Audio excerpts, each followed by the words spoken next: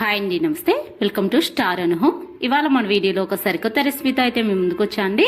ముందుగా వీడియోకి అయితే ఒక లైక్ అయితే ఇవ్వండి ఫ్రెండ్స్. ఇక్కడ ఒక కప్పు దాకా అయితే గోధుమ పిండిని అయితే తీసుకున్నానండి. ఇక్కడ చూపిస్తున్నదైతే బెల్లపు సిరప్ అండి.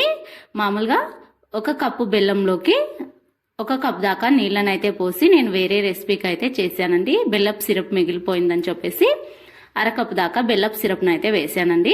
ఒక కప్పు క్వాంటిటీకి వచ్చేసి అరకప్పు దాకా బెల్లపు సిరప్ అయితే పడుతుందండి.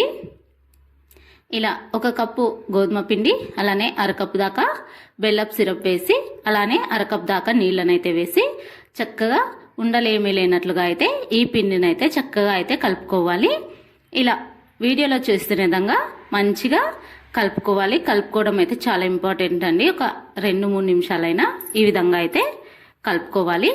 ఇలా కలిపిన తర్వాత మనం మామూలుగా దోశ బ్యాటరీకి ఏ విధంగా అయితే కన్సిస్టెన్సీ వచ్చేసి ఆ విధంగా అయితే ఉండాలండి.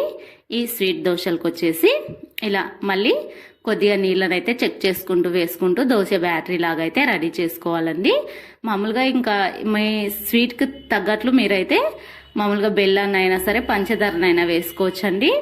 ఇంత క్వాంటిటీ అనేది ఏం లేదు. చప్పగా తినేవాళ్ళు చప్పగా వేసుకోవచ్చు. పిల్లలకేనండి నేను చెప్పేది, పెద్దవాళ్ళకైతే అంత హెల్దీ కాదండి. పిల్లలు రోజుకొక రకం అయితే అడుగుతూ ఉంటారు కదండి. అలాంటప్పుడు అయితే ఇలా చేసి పెట్టండి.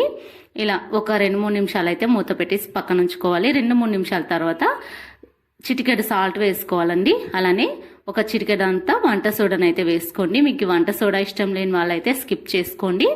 ఇలా చక్కగా వంట సోడా చిటికెడు సాల్ట్ వేసిన తర్వాత మళ్ళొకసారి చక్కగా అంతా కలిసేలాగైతే కలుపుకోవాలి. ఇంతేనండి. బ్యాటరీ వచ్చేసి దోశ పిండిలాగా అయితే కలుపుకున్న తర్వాత ఇంకా మరోవైపు అయితే మనం ఇంకా ప్యాన్ అయితే హీట్ చేసుకోవాలి.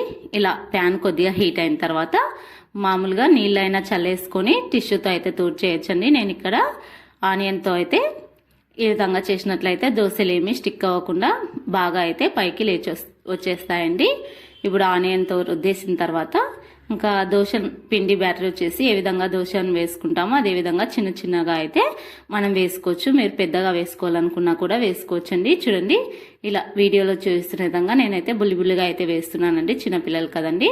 ఇంకా అని చెప్పేసి ఇలా ఒక్కొక్క దోశను అయితే వేసుకొని మంట అస్సలు హైలో ఉంచకూడదండి. మంట వచ్చేసి మీడియంలోనే ఉండాలి.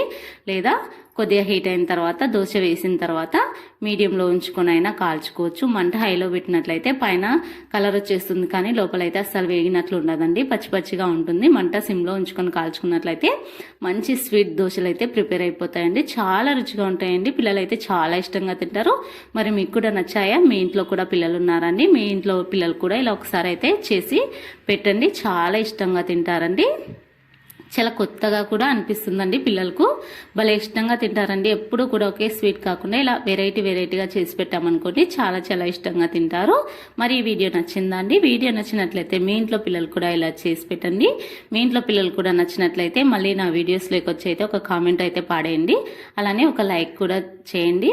ఇలాంటి కొత్త కొత్త రెసిపీస్ కోసం స్టార్ అను హోమ్ ఛానల్ని అయితే సబ్స్క్రైబ్ చేసుకోండి. వీడియో అయితే ఇంతేనండి. వీడియో నచ్చినట్లయితే లైక్ చేయండి, షేర్ చేయండి, సబ్స్క్రైబ్ చేసుకోండి. Thanks for watching friends.